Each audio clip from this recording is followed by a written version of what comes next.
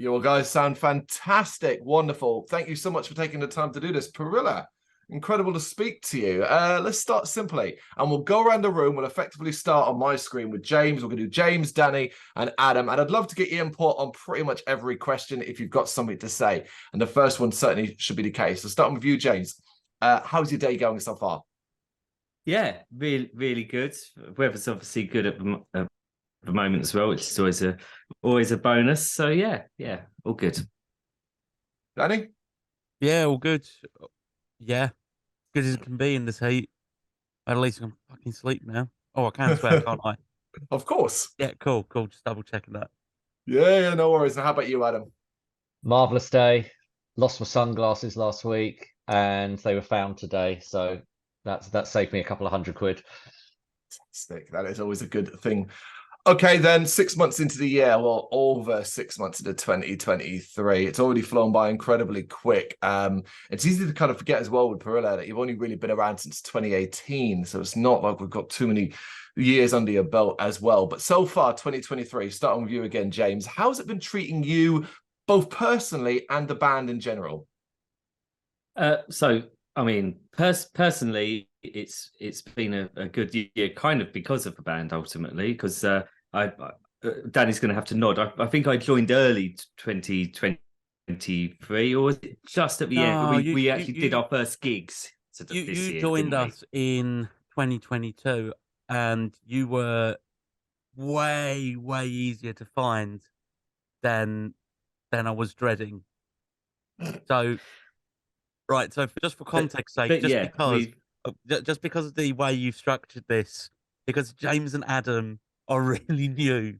Mm-hmm. I feel it's a really poor order of doing this, but our previous drummer left personal reasons, so we're like, crap, okay, we need to find a drummer. They are the worst people to try and find, but like I said, we knew someone who knew James and managed to coax James into trying out, and here we are.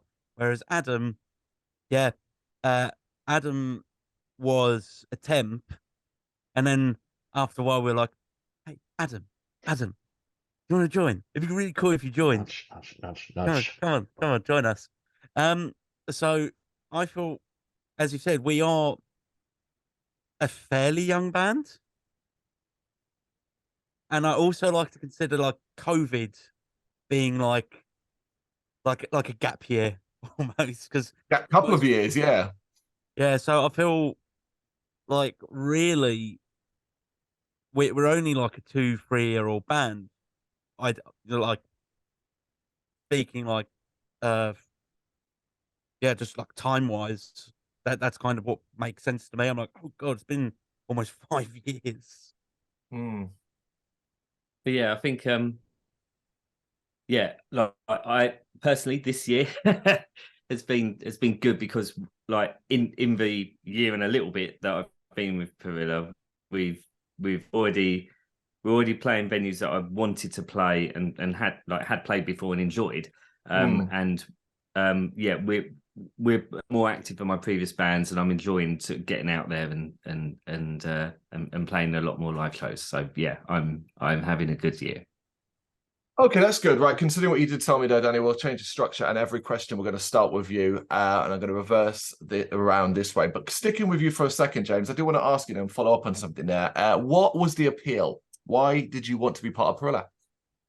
So I'd previously played. I'd played in rock bands. I played in hardcore bands. I played in post-rock bands, and I played a lot of post-rock.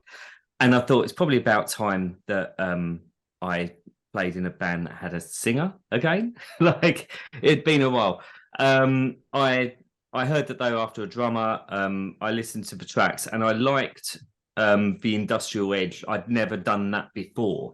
And I thought that there was a lot that I could do and a lot that I could bring to the table of that kind of music. Beforehand, I'd been sort of post-rock is almost like jazz in terms of you're kind of reading each other a little bit, and you're not entirely sure when things are going to go off. So to go back to a verse chorus, well, what I thought would be a simple structure, but the last one isn't.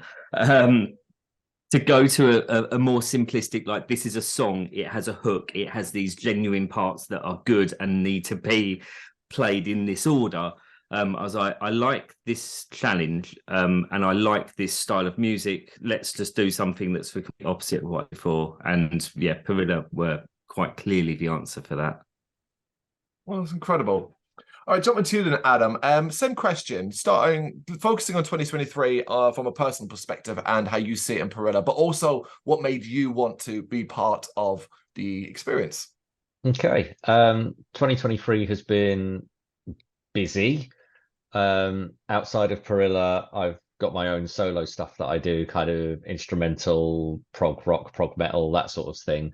And that I've just been chipping away with for years. And that's hard work. That's really, really hard work, kind of writing, recording, playing, and I still do it live. And it's just so much hard work. And I was in the middle of kind of looking for something a bit more, not necessarily relaxed, but less intense.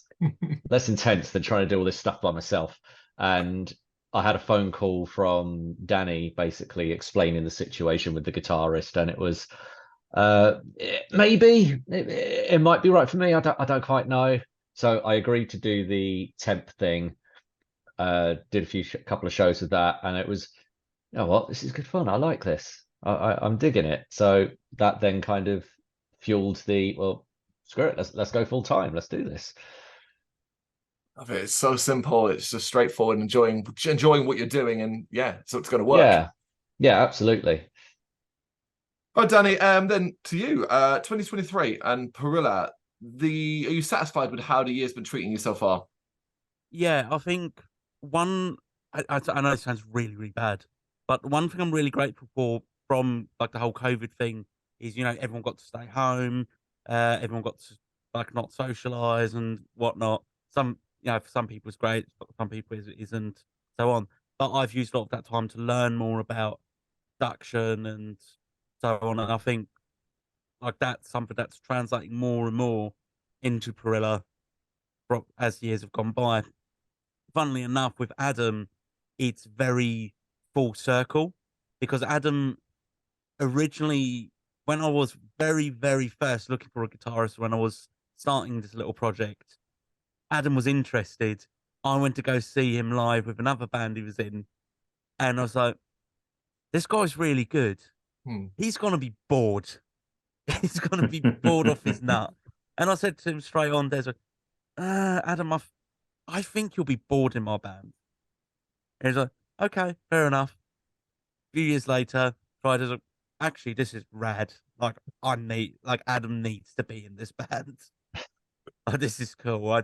That's a really cool like moment and so on. So that's been really cool. We've also, this year has been really great because we've, as you know, and as you've heard and may have watched, we have a new single coming out on the 1st of July called Libido Isolation, which James gave me a very good a question of what does it mean?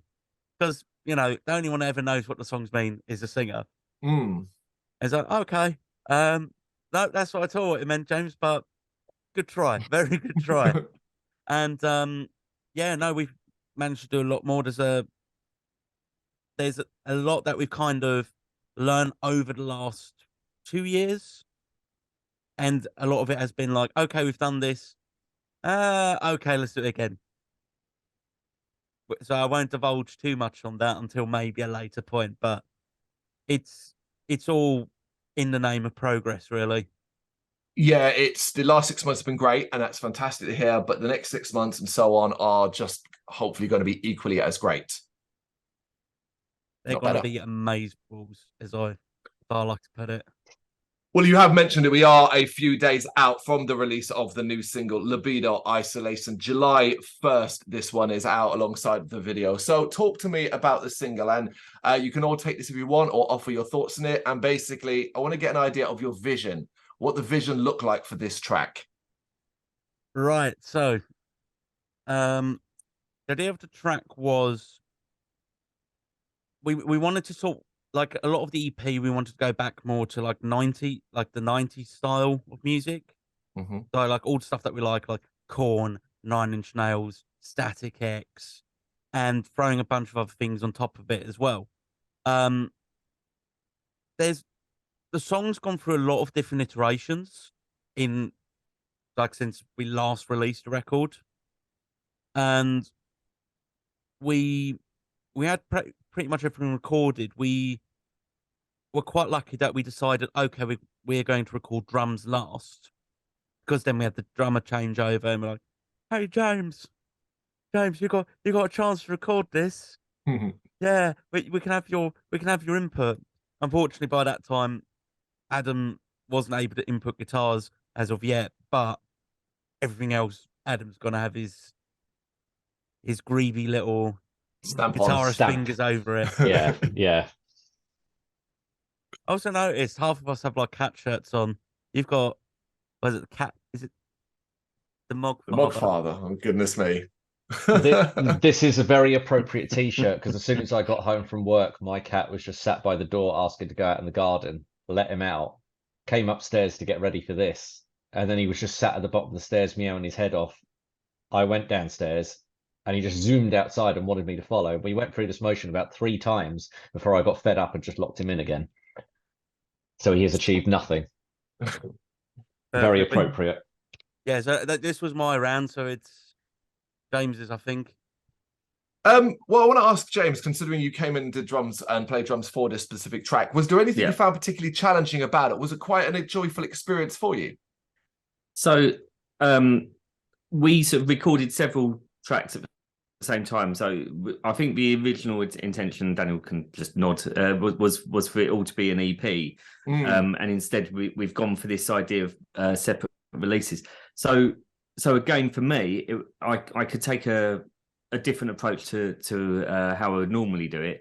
I'm able to fire up essentially the way that we were working. I was getting given the stems, and I could just look at them and go, right, okay, how do I think this should go? And then one day I'd record a whole lot, and I was using a MIDI kit and just sort of going, right, okay, this works for this bit, and I could sort of change a few fills around. And anything I wasn't happy with, I'd try and forget and come back the next day or the next week and re-record and kind of go, oh, okay, maybe it's supposed to be this groove. So not knowing the band and particularly well at this point, I think I'd met you twice in person, maybe. I'm not entirely sure. Yes. I was kind of sending them the tracks going, is this how you think this should work? Is this supposed to be a quiet bit over this bit, and vice, all that kind of stuff? And also, like, do you like Deftones? Because like this bit sounds like Deftones, or does it need to be more thrash, or like how do you want it? So having these ideas of like actually where, and Danny said sort of 90s style, which I'm quite familiar with, but it's kind of like, okay, so that's fine, but then where in that ether am I supposed to have this? So being able to just throw the drums back at them, and then between Danny and Chris, who I don't think can be with us today, they sort of sorted out, well, actually we like this part and this part, and they could then just tell me like, this is how the drums ought to go. So, okay, I'll do that, and then come back and then just do a live elements recording after that. So I wasn't wasting time throwing ideas on a live kit for them to then say, no, that doesn't really work. We were able to kind of concentrate a lot more on, they can produce the sound of the kick and the snare to go with exactly what their vision is of the record, and I can just add the bits that are essential to the kind of the live feel of a real drum kit, rather than the bit of MIDI drums. So I think it was a good kind of like step in. So I kind of doing sort of almost half the job, because the other half was just me inputting it. But I think it kind of it's trying to get the right crossover between electronic music and sort of live music, and I think that's where the drums have really kind of played a part with this release. It's always a fascinating balance to try and make sure you walk that line really, really like carefully, but also well, at least up to this point, as in particular. Adam, although obviously not involved in the guitar parts for the song, how have you found playing it? Have you found it quite comfortable? Is it something you quite enjoy? Do you find it challenging? It's been very comfortable playing this stuff actually. The song itself didn't take too long to crack, but kind of obviously I haven't been able to put my own touch on the single release, but certainly the live release, there's two things which I've done to it just to add my own little flair to it. Oh, And no, there's lots of scope I found playing with Parrilla for that experimentation. There's bits where I'll kind of tag along with what James is doing. There's the outro of one song in particular. I really like the synchronization that we have just to really make it hit a bit harder. And no, the Libido Isolation is another one where I get to throw that creative flair in. And yeah, no, it's great fun playing that one. so I have read the, call it a story if you want, the meaning or the thought process behind the inspiration in this track. But elaborate, if you will, whoever wants to have a go on this, I mean, in specifically what you're trying to get across here. And did you take inspiration personally or from the wider field, things that you'd seen or heard? Right. Since I'm the only one who tends to write lyrics and everyone criticizes them, Oh. I feel like I might be the best authority here. Yeah. So with this particular song, it's what I try and do is I try and mix personal experience and overall experience. So like, okay, yeah, this is what it means to me, but it can also mean something else for someone different who's listening to this song, like one of James's friends, as he's already explained to me. So Mm. the general vibe of the song is about, say, okay, you've split with someone and you have that receiving feeling of thinking of them with someone else. Hmm. And you've got that sick feeling of like, oh, that's horrible. It's like, and you're just over obsessing over it. Like you're not doing anything. Um, you're not doing anything good for yourself. All you're doing is just shitting on your own mental health. Yeah. And I find that that's something that a lot of people can relate to at least one time in their life. So I thought that'd be a great sort of part to um part to sort of explore overall. I found so that's mainly what the verses are about, whereas the chorus is is almost like fuck it, do whatever you want, um, and that's it really. And then getting back to like, oh god, it's, someone's probably getting oh my ex is getting drilled somewhere while I'm crying somewhere, and making it sound a lot sadder than it actually is.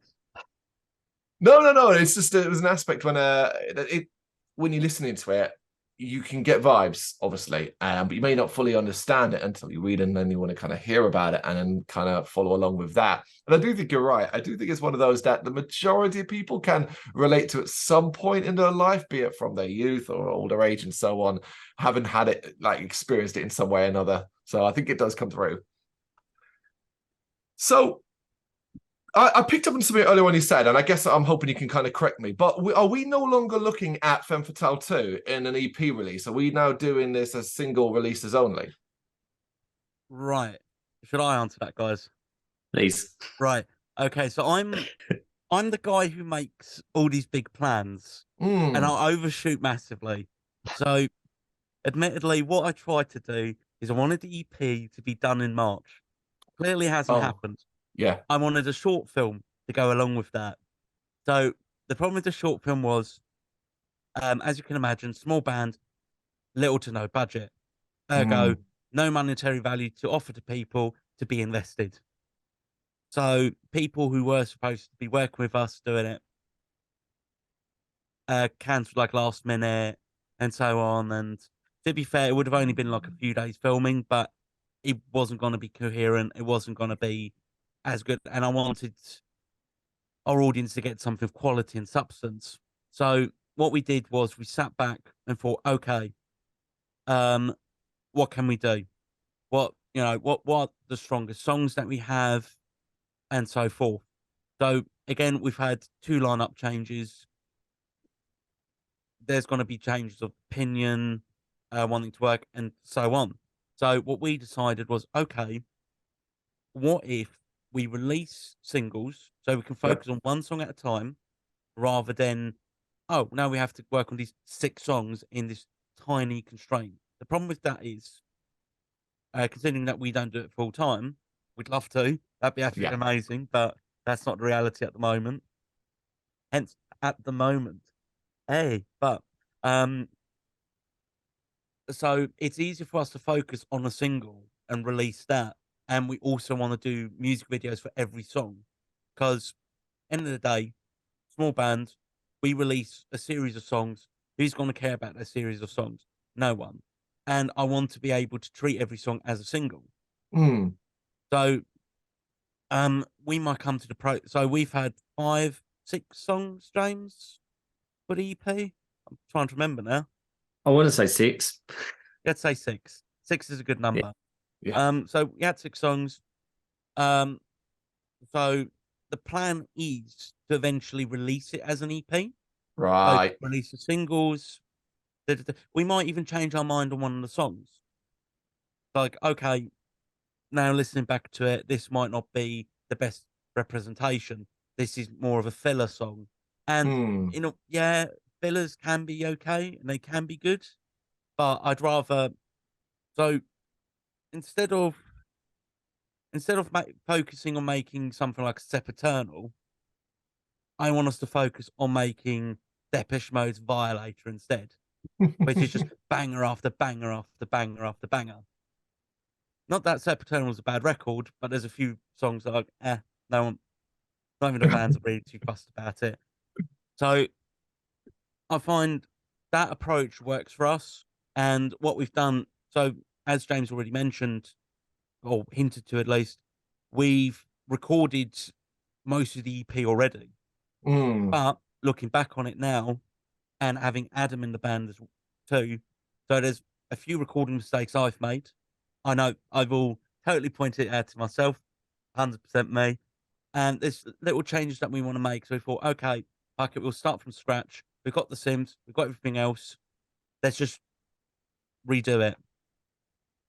You're seeing this is an opportunity, obviously, with the change in lineup and now having a more secure and secure base and group. It feels like this, call it rebirth, restart if you want, but this is an opportunity to really like build and focus on doing these individual songs. I'm going to presume, and correct me if I'm wrong, both James and Adam, that you're very supportive of this. Let's focus on a single, push that to the moon for a couple of months, then do the next one, and so on. Yeah, Adam, do you want to? Because I know where that I've sworn on you. Have you got anything? Yeah, the new guy hasn't got masses to say here. Okay. No, I'm all for it. Absolutely. I think, especially considering the position we're in, where, as we said, we've had lineup changes, and we kind of just need to establish what we are, what our sound is, get everything, just get everything in place, line up all the cards, and then once that is done with these singles, we can then plow all of the creative efforts into one and come up with a absolutely stellar next part. And I think the one of the biggest advantages we have as a collective, join the cult. I find one of the best things that we have is everyone in the band has so many different elements that they can work on and are so good at doing. So, as an example, James surprised us the other day with a lighting rig. Like, he's built a full-on lighting rig to go with our shows, and it goes totally with the backing tracks, everything, and it looks absolutely shit hot. Adam's made the guitar sound massive with how he approaches his tone and how he plays and everything. Whereas Chris, he does some of the production. Actually, James does some of the production as well. Adam is still sort of finding his footing a little bit more because he's new and more focused playing guitar at the moment. But slowly but surely, there's more and more. Whereas with Chris, our bassist, who couldn't be here today, Yeah. helps with like the production, photography, and there's me. I'm focusing more and more on production these days, doing more, specializing in like mastering, and now doing more and more mixing, and so on. So I'm like down this little rabbit hole. So everything that we're doing is, I'd say, about 90% self-sufficient. Yeah. So we're in that position where we can be like, I don't like the guitars, let's re-record it. I didn't like the drums, we can re-record these things, and it's gonna sound stellar because we know what we're doing. Yeah, it's. I think like we've all, between the four of us as we currently exist, we all seem to have complementary skills. So if one person is, let's say, like very good at something, like Chris is, like he's a semi-professional photographer, I think, on the side. I think technically he's a professional photographer. If you're taking photos of Tenacious D, I think you technically count as a professional. So yeah, if we've all got these one skills, and then so for instance, when Chris has got an idea of how he wants us to look visually, he'll create that idea. Evidently, it involves light, and then someone, when Chris is in shots, he's to take the photo, and then that's Danny. And it's I've got some knowledge of Photoshop, so I can take a step back and sort of of a kind of post production in terms of images. I feel like I'm the one that's sort of a bit nitpicky about it. Goes, oh, actually, like maybe that should be up here or down there. When we're talking about poster design, yes, that happens quite frequently. Sorry, so I'm just laughing at like, James and nitpicky in the same sentence. we've all got those sort of elements now that we're able to just sort of turn to the next best head to kind of go like, or is this good? Right, and I think that's what's kind of building the band up now. Yeah, jumping on that last bit, actually, Danny and I will be sending mixes and masters to each other for opinions and things, because that's all the solo stuff that I've done. That's all been me just throwing stuff at a mix and going, does that work? And Danny will then say, no, it sounds like rubbish, or yes, it sounds like sex, or whatever. No, you're oversimplifying it. No, Adam, this 500 hertz come down on the snare here. Yeah, fantastic. Now chuck in the multi-band compressor. Right, I'll stop because no one's gonna know what I'm talking about, and everyone's falling asleep. The inner workings of a band, and ultimately part and parcel of being in a modern underground band, particularly in the UK and so on, is that you have to wear many different hats, not just within the band, but also when it comes to self-promotion, jumping on social media, doing all of this stuff. So all of you, I want all of you to have a go at this one. We're talking about the challenge here. What's the most challenging thing for you to get the name of Parrilla and what you're doing right now out there? We start with you, Danny. The biggest challenge, I would say, trying to think now. Throwing me on the bus here. I can jump in if you want some things. Yeah, can you jump in first, and I'll take over after. Yeah. Just from my own experience, I've always been good at making the songs, getting them onto the platforms, getting them onto Facebook, just getting all the stuff out there. But it's then well, how do I expand the audience? How do I get people? How do I go from 2 people knowing that I've got something out to 200 people knowing I've got something out? That for me is the challenge. How do you spread it far and wide? How do you overcome it? That I'm still figuring the answer out. There it is. I'd say for me, the biggest challenge has been is not to put too much stock into social media. I think I've definitely over obsessed over it a few times, where I'm a very analytical person. So like if I've got something that gives me insights and data, I will ransack it like crazy. And there's something that someone said to me. Something that someone said to someone else the other day, and it's kind of like, when something just clicks, like, oh shit, you're right. It's this person is a musician. And they said that to someone who does a lot of like tour bookings and a professional tour book and so on. and this musician was saying like, "Oh, the annoying thing about being in a band is having to do playthroughs and all those things." And what this person said, I never thought about it until they said it. Is if you look at the big bands, none of them do playthroughs. None of them do anything of in that remote. If they do it, it's because they enjoy doing it, and you can see Mhm. that they enjoy doing it. And it's like, shit, you're right. Like some, so if you're someone who likes seeing playthroughs, perfectly works fine. Great. If you enjoy it, great. But it's the same thing as when you're playing live. People can smell bullshit from miles away. If you're not enjoying the music, if you don't enjoy being there, the audience knows. Oh yeah. And that's whether in person, whether it's digital.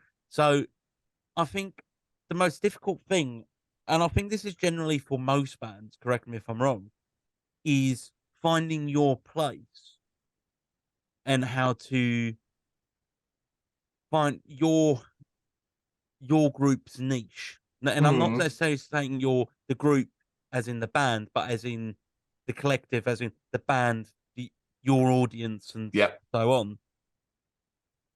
It's a starting point. Find that, and then you can worry about growing it.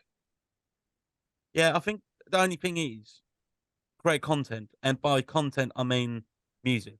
Just, Yeah. just make more music. You're not wrong. James, how about you? So I kind of think I'd have to side on Adam's point in a way. For me, it's kind of the use of social media. I'm not on Facebook. I tend to avoid a lot of social media per se.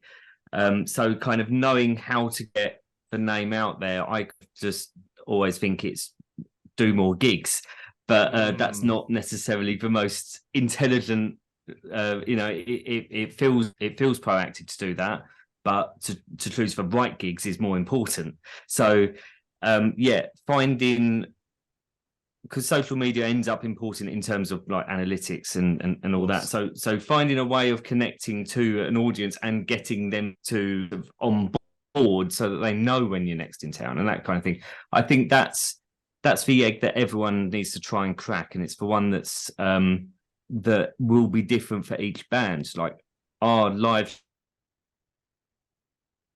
Oh, I think. Oh no. are getting better every single time, but not going to help us get a high profile on social media, and then that's where the next level might be looking. So my ignorance to all of that, I would say, was my biggest disadvantage in the band. Certainly, I just trust everyone else knows what they're doing. Nobody knows what they're doing when it comes to this. That's the problem.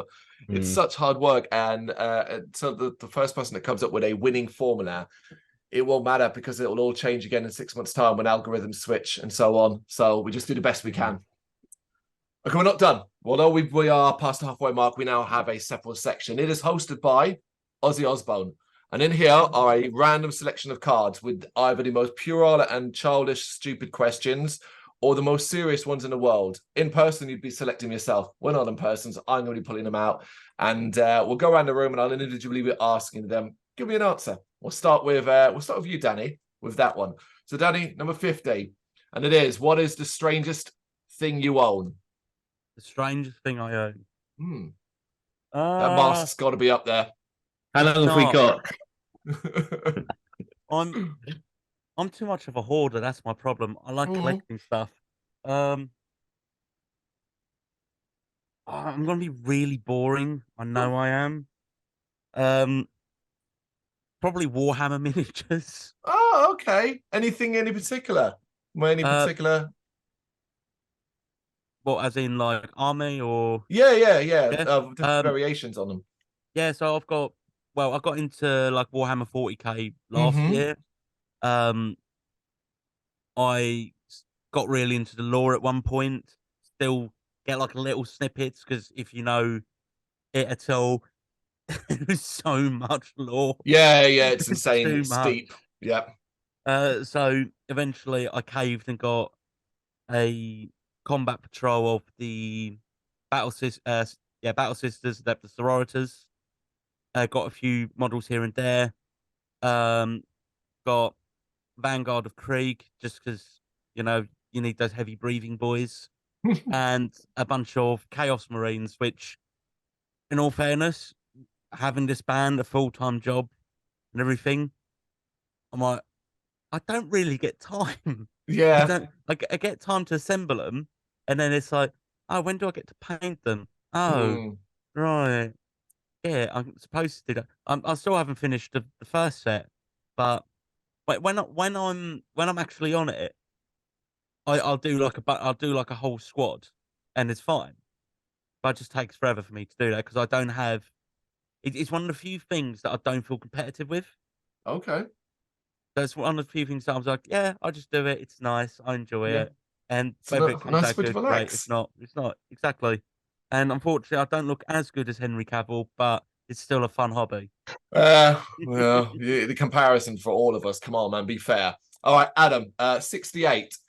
Name one band or artist you personally would like to one day either tour with or play with. Oh, that's too easy. Yeah? Mr. John Petrucci. Oh, well, of course, as a guitarist. There you go. That's an easy question. Well, I mean, if you look at his guitars in the back, that answer would be even easier. Yeah, these That- are, yeah, not planned. Always you get. Oh, my goodness me. This absurd. And there are 9 of them. Oh, that's 3, 4, incredible. 8 of them. So, yeah, very easy answer, Mr. John Petrucci. Done. Fantastic. All right, James, number 8.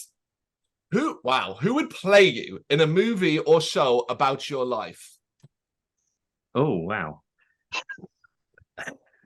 Kurt Russell. What was that? Kurt Russell. You know what? That's exactly who I thought, but that would assume that I'd get to that age. Yeah, I'd go with that. I love it. I love it. All right, we'll come back to you, Danny. 61. What is an achievement you are quite proud of? An achievement I'm quite proud of. Mm. Right. God, I'm being really boring today. Starting this band, this is honestly, it's been one of the best things I've ever done. That's it. That's I love my it. I entire love story. it. Nice No, and I love simple. it. That's it. It's something you've achieved. It's something to be proud of. Absolutely. All right, Adam, up to 21. What is the best piece of advice you have ever received? Oh. You can do this from a personal or band perspective, I guess. That's a tricky one. Mm. I think it might be the first one that comes to my head is when I was 11. I was pushed to do the 11 plus, the grammar school stuff, all that stuff. And right before the thing, about a week before the thing, I had a bit of a, oh, I can't do it. Oh, I don't want to do it. Oh, kind of just cracking under the pressure. Yeah. And my dad's advice was essentially that it's a once in a lifetime opportunity, as is lots of things in life. Making the choice to join Parrilla, making the choice to marry someone, all those sorts of things. They're all like those little, you decide now and it's going to change where you go in the future. And the advice was essentially, this thing is not a test of your intelligence. It's a test of how you cope under pressure. And since that day, I've passed it on to students. I've used it just generally in life, where if it's one of those snapshot, you got to decide here and now, don't let the pressure crack you. Do what's best for you in the future. Incredible. I like how you Okay, actually James. picked Parrilla before getting married. All Don't right, tell them. James, you're up. 99. Have you ever had a nickname? If so, what is it? Yeah. So annoyingly, at work, a couple of places that I've worked, I've been called Jesus. And Oh, well, that's okay, pretty I much get it. Yeah. And that's all. I never had a cool nickname as a kid or anything. No, everyone's I guess I got one friend who calls me Jim Bob. and they're the only one who gets away with that. Being a James, it's quite easy to shorten that, but no, that's the only. I've only got one friend who's allowed to shorten it if indeed Jim Bob is a abbreviation of James. I'm not entirely sure if it's true, but yeah, that's it really. Jesus. Yeah. So you completely forgotten that we called you Eddie Vida for the first few rehearsals, yeah? I assume that's because that's who you thought I was. I mean, that'd be great, you know. I'm sorry, Eddie, I'm a better vocalist. Get on drums now. Wonderful. All right, I can do one more round. Back to you, Danny, and you've got number 63. What is a topic that you were quite argumentative about? Cigars.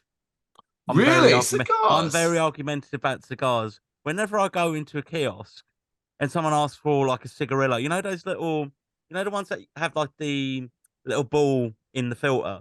Yeah, absolutely. Like, oh, can I have one of those cigars? Like, fuck off. It's not a cigar. It's got a fucking filter. It is not a goddamn cigar. The cigar is made out of tobacco leaf. It's made out of tobacco. And even the glue that holds the leaf together is made out of tobacco. And it does not have a goddamn filter. And it's one of the very few things I get really upset about. Because like, I'll have a cigarillo. Yeah, but it has a leaf wrap. But it has a fucking filter. Fuck. Anyway, I'll leave it at that because I don't think a lot of people can relate to this. No, but poor person just wants a goddamn cigar. It's not a cigar. All right, Adam, you've got 72, and it's what is something that never fails to make you smile? I can only pick one. Yeah, just one. I'm sure you've got loads, but just something that always will put a smile on your face. It's torn between my other half, Emily, and my cat. Probably my cat today, after the fun we had when we got home today. They are both equally as important in your life, family. Yes. You know, I have 2 cats. I know the importance of that. I also have a wife, so I've also get the thing, you know. So, and last but not least, then James, let's do. What have I got? Reach in number 90. How do you like your steak done? Medium rare, I think. Is that Okay. boring? But medium rare. Oh, It's a controversial subject for some reason. I think that's why it's in here. People argue about it.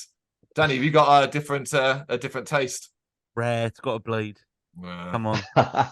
But then again, I'm European, so you know, we don't cook anything. Yeah, I'm making a face because I don't really eat steak. If I was forced to have one, I am one of those people. It is well done to the point where you're chewing it for a half an hour, unfortunately. So,